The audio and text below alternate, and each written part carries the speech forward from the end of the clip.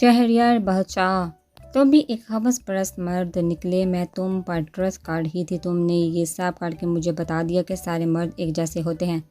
جسم کے پجاری وہ شاور کے نیچے آ کر گرنے کے انداز میں بیٹھی اور اپنے جسم کو غصے سے رگڑتی ہوئی نفرت سے کہنے لگی۔ اسے اس وقت اپنا جسم جلتا ہوا محسوس ہو رہا تھا۔ کیا ہوا جانا وہ واش روم سے باہر نکلی تو شہریار بادشاہ کی بڑی گمبھیر آواز سن کر وہ نفرت سے اسے گھورنے لگی، جو بیک گراؤنڈ سے ٹیک لگائے اسے محمور نظروں سے دیکھ رہا تھا۔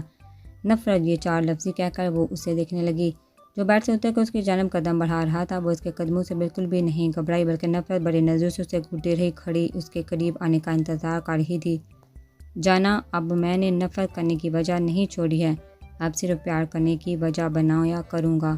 اس نازک سراپے کے گرد اپنا ہاتھ چھوڑ کر وہ اس کے بے حد قریب پہنچ کر اس کی کمر کے گرد اپنے ہاتھ حائل کرتا، اسے اپنے قریب کرتا، اس کے رخساروں کو باری باری چوم کر نظریں اس کے نفرت سے سرخ ہوتی نظروں میں ڈال کر اسے دیکھنے لگا۔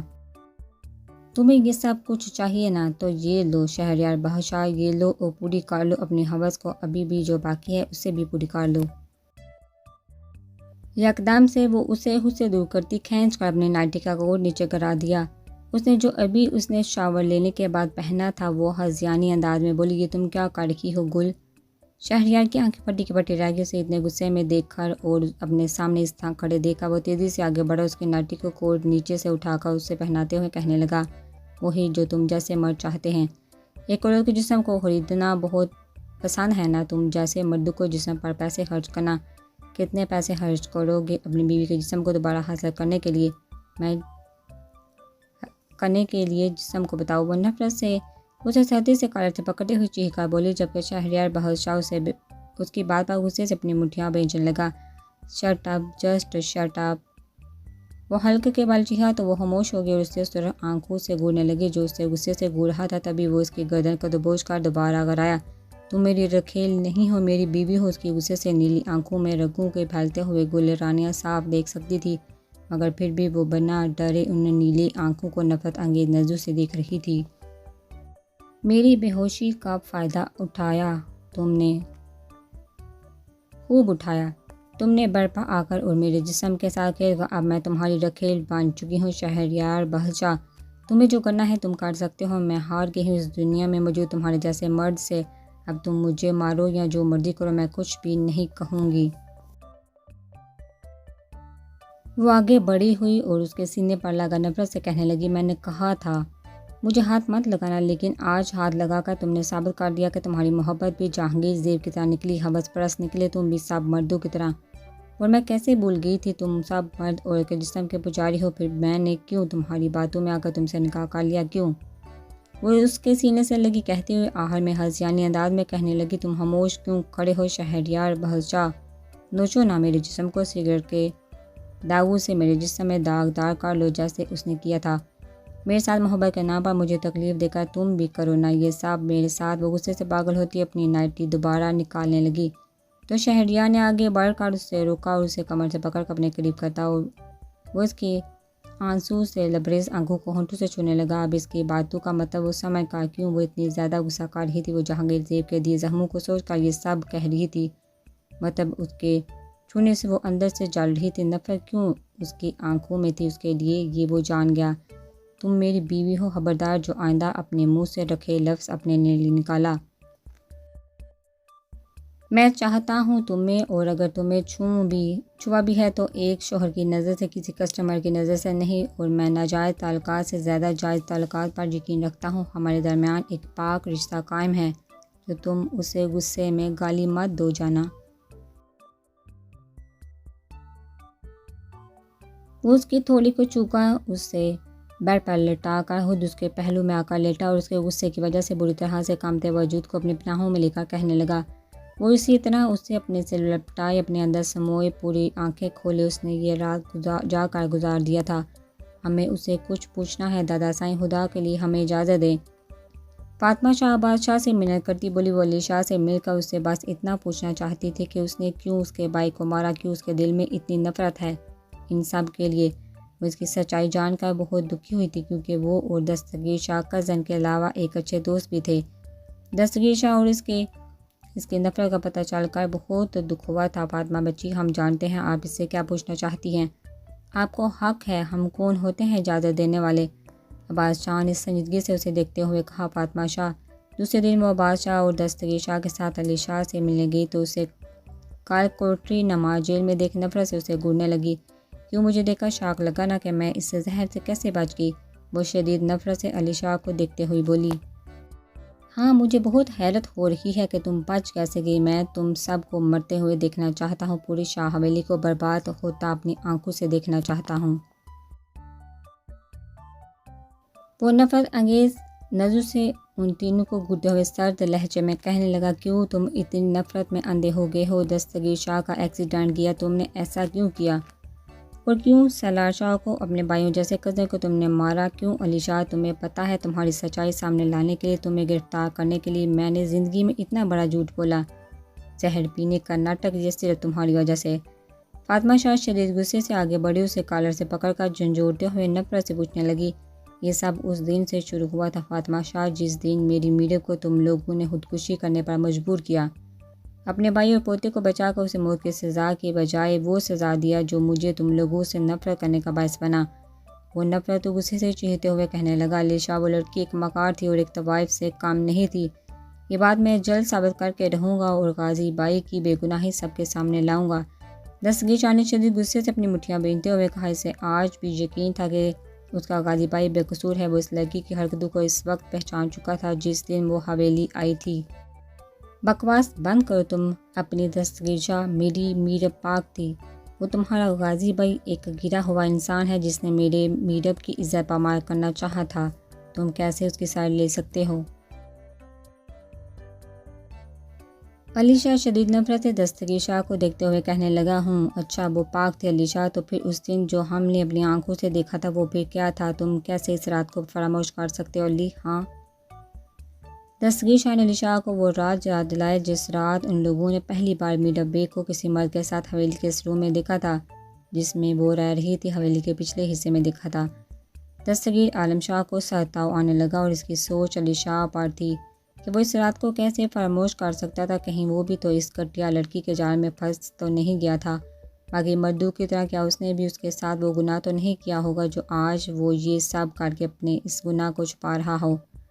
غازی بھائی کو بھی شاید اس دن اس لڑکی نے باقی مردوں کی طرح یوز کیا ہوگا اور غازی بھائی نے غصے میں اسے کچھ سنایا ہوگا، شاید وہ اپنی ریجیکٹ کرنے کی وجہ سے ناگن بن کر اسے ڈس کر اپنا بدلہ لینا چاہ رہی تھی۔ دستگیر شاہ اس وقت چھوٹا تھا ورنہ غازی کو الزام لگاتے وقت سب کو اس کی سچائی بتا دیتا، لیکن آج وہ خود کو روک نہ سکا۔ اس رات کی بات وہ اب سمجھا تھا کہ وہ لڑکی کیا کر رہی تھی اور کس کریکٹر کی تھی وہ۔ دستگیر شاہ نے اگر اس رات اس ڈائن لڑکی کا اصل چہرہ نہ دیکھا ہوتا تو وہ بھی باقیوں کی طرح اس پر اعتماد کر لیتا اور غزنہ شاہ کو ہی زانی مرد سمجھ لیتا۔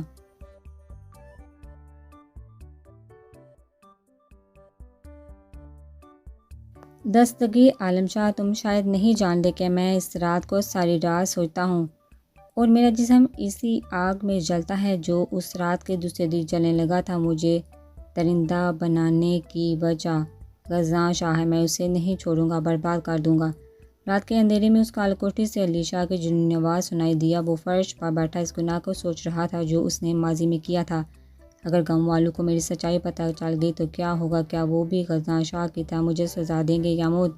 وہ اپنے ہاتھوں کو اپنے ماضی کی یادوں کو سوچ کر سیاہ ہوتے چہرے پر رکھ کر گہرے گہرے سانس لیتے ہوئے کہنے لگا، کیونکہ یہ میں نے اتنے سارے گناہ کیوں؟ اچانک وہ پاگلوں کی طرح اپنے بالوں کو کھینچتے ہوئے جنونی انداز میں اپنا سر پیچھے دیوار پر مارتے ہوئے کہنے لگا، پھر وہ سر پیچھے دیوار سے لگا کر اپنی آنکھیں بند کر کے اپنے ماضی کی گلیوں میں خود کو گم کرنے لگا جہاں صرف اس کے گناہوں کی یادیں تھیں، جن کی یادیں اسے ساری رات جاگنے پر مجبور کر دیا کرتی تھی۔ ماضی، ڈارلنگ تم یہاں کیوں آئے ہو؟ میں نے کہا تھا نا، میں لاہور میں آتے ہی تم سے خود ملنے آؤں گی۔ 21 سالہ میرا بیگ رات کے پہر اپنے روم میں اپنے ہی ہم عمر اور پارٹنر تکی کو دیکھ کر بولی، وہ یہاں پہلی بار اپنی خالہ کے اتنے بڑے گھر میں آئی تھی اور جب یہاں کے سخت رول اسے پتہ چلے تو وہ سخت اکتا گئی تھی۔ لڑکیوں کو ہمیشہ ایک چادر میں خود کو کور کرنا اور باہر ضرورت کے تحت نکلنا، مردوں سے تو بالکل بھی دور رہنا، یہ سب اما سائنس سالار شاہ کی ماں کی زبانی سن کر وہ اس وقت کوسنے لگی جب وہ خوشی خوشی اپنی مام کے ساتھ جہاں آنے کے لیے بے تاب ہوئی تھی۔ اب وہ بہت پچھتا رہی تھی کیونکہ وہ 21 سالہ حسینہ کلاب اور اپنی راتیں رنگین بنانے والے خیالات کی ملکہ تھی۔ کیوں سلی گڑھ، میرا یہاں آنا تمہیں برا لگا کیا؟ ذکی نے آگے بڑھ کر اسے بار بار دھکا دیتے ہوئے خود اس کے اوپر جھکتے ہوئے لبوں پر حباست بڑی مسکراہٹ سجا کر کہا، نہیں ڈارلنگ، مجھے تو بہت خوشی ہو رہی ہے تمہیں یہاں دیکھا۔ قسم سے اس لکی پھکی زندگی میں اگر تم نے میری یہ زندگی حسین بنا دیا۔ اس کی تھوڑی کو چھو کا بے باکی سے بولی۔ وہ اس لمحے ذکی کو نہیں بلکہ ایک مرد کو دیکھا بہت خوش ہوئی تھی کیونکہ وہ پورے ایک ماہ سے ترس رہی تھی ایسے رنگین بڑی رات کے لیے۔ سلی گڑھ، اب ہم دونوں مل کر اس رات کو بھی رنگین بنائیں گے، بیئر پی کر۔ اور ذکی نے اپنی شرٹ کو کھول کر اس کے اندر سے ایک بیئر کی بوتل نکالتے ہوئے منی ہیزی سے کہا۔ وہ دونوں بھول چکے تھے کہ یہ سب جو وہ کر رہے تھے یہ سب حرام ہے، لیکن ان کا تو ضمیر مر چکا تھا، ان سب کا تمیز کیسے کر سکتے تھے؟ Darling, you are so cool and hot. وہ خوشی سے جھوم کر ذکی کے لبوں کو چھکا، بیئر کو سامنے ٹیبل پر رکھے گلاس میں نکال کر اسے پکڑ کر خود بوتل کو اپنے نازک لبوں سے لگا گئی۔ دوسری طرف 20 سالہ علیشا اور 18 سالہ دستگیر شاہ، جو دونوں گہرے دوست تھے، وہ علیشا کے ضد کرنے پر رات کے اس پہر سب حویلی والوں کے سوتے ہی اپنے روم سے چوری چھپے سے باہر نکلے، اور اب وہ دونوں میرا بیگ کے روم کے کھلے دروازے سے جو منظر دیکھ رہے تھے، یہ منظر بہت ہی گھٹیا تھا جو وہ دونوں زندگی میں پہلی بار دیکھ رہے تھے۔ 18 سالہ دستگیر شاہ اور 21 سالہ علیشا آنکھیں پھاڑے میرا بیگ کو برہنہ کسی مرد کے ساتھ عجیب سی حرکتیں کرتے ہوئے دیکھ اپنے رونگٹے کھڑے ہوتے ہوئے محسوس کر رہے تھے، اور اپنے جسم پر ایک اور تبدیلی بھی وہ دونوں شدت سے محسوس کر رہے تھے۔ علی بخش شاہ تو وہ تبدیلی زیادہ محسوس کر رہا تھا، اس کا تو پورا جسم پسینے سے شرابور ہو رہا تھا۔ علی، یہ میرب آپی کیا کر رہی ہیں؟ انہیں اسلامی تعلیمات کے لیے اس دنیا سے دور رکھا گیا تھا، اس دنیا میں کیا کچھ ہو رہا ہے؟ ان سے انہیں بچایا گیا تھا، لیکن شاید یہ آج ان کی معصومیت اس بےہودہ لڑکی کی وجہ سے چھن گیا تھا۔ وہ دونوں اندر کمرے میں ہوتی بےہودگی، بے حیائی کو دیکھ رہے تھے۔ 21 سالہ علیشا دلچسپی سے، جبکہ 18 سالہ دستگیر عالم شاہ ناسمجھی سے۔ تبھی اس نے علی بخت شاہ کی جانب دیکھا جو آنکھوں میں ایک عجیب طرح کا چمک لیے میرا بیگ اور اس انجان مرد کو دیکھ رہا تھا۔ وہ اسے بلاتے ہوئے اس منظر کے متعلق پوچھنے لگا تو علی شاہ اس کے بلانے پر چونکا۔ پتہ نہیں شاہ، لیکن جو بھی کر رہی ہے یہ پتہ نہیں کیوں اسے دیکھ کر مجھے اچھا لگ رہا ہے۔ علی بخت شاہ آنکھوں میں وہی چمک لیے سامنے کے منظر میں کھویا ہوا تھا۔ وہ 21 سالہ لڑکا، اس کو پتہ نہیں کیا تھا کہ وہ یہ منظر دیکھ کر کیوں اپنے رگ رگ میں دوڑتے خون کو گرم اور تیزی سے توڑتے ہوئے کیوں محسوس کر رہا تھا۔ سامنے کی بے حیائی بےہودگی سے اس کے پورے جسم میں کیوں چونٹیاں رینگ رہی تھی۔ علی شاہ، یہ آپ کو اچھا لگ رہا ہے؟ یہ ہمیں تو بہت عجیب لگ رہا ہے۔ ہمیں پیر سائیں نے ہمیں جو سبق دیا تھا آج، اس میں کیا بتایا گیا تھا تم وہ بھول گئے ہو؟ تو میں تمہیں یاد دلاتا ہوں کہ ایک مرد غیر مرد عورت جب تنہائی میں ملتے ہیں تو بہت بڑا گناہ ہوتا ہے، اور آج یہ دیکھ کر ہمیں آہستہ آہستہ پیر سائیں کی پڑھائی کی آج کی سبق سمجھ میں آئی ہے کہ کیوں ایک غیر مرد عورت کو تنہائی میں ملنے سے منع کیا گیا ہے۔ اب سمجھ میں آ رہا ہے کہ کیوں شاہ حویلی کے بچوں کو دنیا سے دور رکھا گیا ہے۔ وہ 18 سال کا ہو کر بھی اتنی جلدی یہ سب کچھ سمجھ گیا کہ کیوں انہیں اس عمر میں دنیا سے دور کیا جاتا ہے۔ آج اس نے مثال دیکھ لی اور دادا سائیں نے جو کیا تھا اچھا کیا تھا۔ اس لمحے اسے ان کی اس بات پر بہت پیار آنے لگا، جبکہ علی شاہ ان سب پڑھائی سبق کے الٹا اثر لے رہا تھا۔ وہ سوچ رہا تھا کہ میرا بیگ سے کیسے دوستی کرنی ہے۔ وہ کمرے میں دیکھ رہا تھا کہ دستگیر شاہ نے اسے کھینچا اور وہاں سے چلنے کا کہنے لگا۔ کل سے وہ بے چین ہو رہا تھا، اسے چین بالکل بھی نہیں آ رہا تھا۔ اس کا ذہن بار بار میرا بیگ کے کمرے کا منظر کو سوچ سوچ کر اسے پاگل کر رہا تھا۔ یہ کیا ہو رہا ہے؟ کیوں میرا جسم جل رہا ہے؟ کیوں بار بار میں کل رات کے متعلق سوچ رہا ہوں؟ کیوں میرا دل بھی وہ سب کرنے کو چاہ رہا ہے؟ کیوں وہ اتنی ٹھنڈ میں گرمی محسوس کر رہا تھا، بے سکون ہو رہا تھا؟ تبھی اس نے اپنی شرٹ اتار کر نیچے پھینکا اور اے سی کے بٹن کو اٹھا کر اس نے کول والے بٹن کو پریس کیا اور ریموٹ بیڈ پر پھینک کر وہ بیڈ پر گرا اور اپنے سینے پر ہاتھ پھیرتے ہوئے آنکھیں اوپر چھت پر گاڑتے ہوئے کہنے لگا، کل سے میرا آپی کیوں مجھے اتنی خوبصورت لگ رہی ہیں؟ وہ آنکھیں بند کر کے بڑبڑایا۔ تبھی اس کے بند آنکھوں کے پتیوں میں میرا بیگ کا وہ روپ سامنے آ کھڑا ہوا جو اس نے کل رات پہلی بار دیکھا تھا۔ وہ اپنے ہونٹوں کو بھینچ کر اپنے سینے پر ہاتھ پھیرنے لگا۔ رات کے 3 بجے وہ اپنے وہ اس بیڈ روم میں آیا تھا جہاں میرا بیگ اور وہ مرد وہ گناہ کر رہے تھے جو آج اس کے دل و دماغ میں چل کر اسے بہکا رہا تھا۔ میرا دل کسی چیز پر کیوں نہیں لگ رہا، کیوں میں اندر سے جل رہا ہوں، کیوں؟ اور صبح پیر سائیں کی باتیں مجھے کیوں سنائی نہیں دے رہی تھی؟ ایسا لگ رہا تھا جیسے میں اس وقت بہرا ہو گیا تھا۔ کیوں ایسا ہوا تھا؟ میں یہ بات بابا اور سائیں سے شیئر کرنے سے کیوں گھبرا رہا ہوں؟ جہاں تک دستگیر شاہ سے بھی میں اپنی جلن کو چھپانا چاہتا ہوں، بس میرم آپی سے ہم یہ سب شیئر کرنے کا کیوں دل چاہ رہا ہے؟ وہ شرٹ لیس بیڈ پر لیٹا، بیڈ شیٹ کو پکڑ کر بیڈ سے الگ کرتا اپنے اوپر لپیٹ کر وہ اس بیڈ شیٹ میں رچی میرا بے کی خوشبو کو پتہ نہیں کیوں سونگھنے لگا۔ وہ اس لیے ڈارلنگ کیونکہ اب آپ جوان ہو گئے ہیں اور اب آپ کو ایک ساتھی کی چاہ ہے جو آپ کی راتیں ہاس کر دے۔ تبھی اس کے اوپر سے کسی نے آ کر وہ بیڈ شیٹ کھینچ کر نیچے پھینکا تو وہ اپنی آنکھیں پٹ سے کھول کر پھٹی آنکھوں سے سامنے کھڑی ہستی کو دیکھنے لگا۔ آپ وہ سامنے میرے بیگ کو تنگ کپڑوں میں ملبوس دیکھا خوشی سے اٹھتے ہوئے بولا، پتہ نہیں وہ اسے اپنے سامنے اس حلیے میں دیکھا اتنا زیادہ خوش کیوں ہو گیا تھا۔ ہاں ڈارلنگ، میں تمہاری میرم آپی نہیں بلکہ آج سے تم مجھے اپنی بیوی سمجھ لینا۔ وہ اسے بیڈ پر گرا کر اس کے اوپر جھکتے ہوئے بے باکی سے بولی، اس نے کل رات کو ان دونوں لڑکوں کو دیکھا جو اب جوانی کی دہلیز پار کر چکے تھے۔ دروازے کے بیچوں بیچ کھڑے وہ اسے زگی کے ساتھ دیکھ کر کافی حیران ہوئے تھے۔ ان کی پھٹی آنکھوں سے اسے پتہ چل گیا تھا کہ وہ لوگ اس حویلی کے باہر کی دنیا سے ابھی تک واقف نہیں تھے۔ وہ انہیں اس حویلی کی دنیا کو دکھانے کے لیے کل سے بےتاب ہو رہی تھی اور آج وہ انتظار ختم ہو گیا جب اس نے علی شاہ کو اپنے روم میں جاتے ہوئے دیکھا۔ علی شاہ کو اکیلے دیکھ کر اسے سخت غصہ تو آیا کیونکہ علی شاہ کی نسبت سے دستگیر شاہ بہت زیادہ پسند آیا تھا، مگر وہ شاید اس بے ہودگی میں انٹرسٹ نہیں تھا۔ غزلاں شاکتہ وہ نہیں نکلا جسے وہ روز یوز کرتی، لیکن وہ بندہ شاید پتھر تھا جو اس کی اداؤں سے بھی پگھل نہیں سکا تھا۔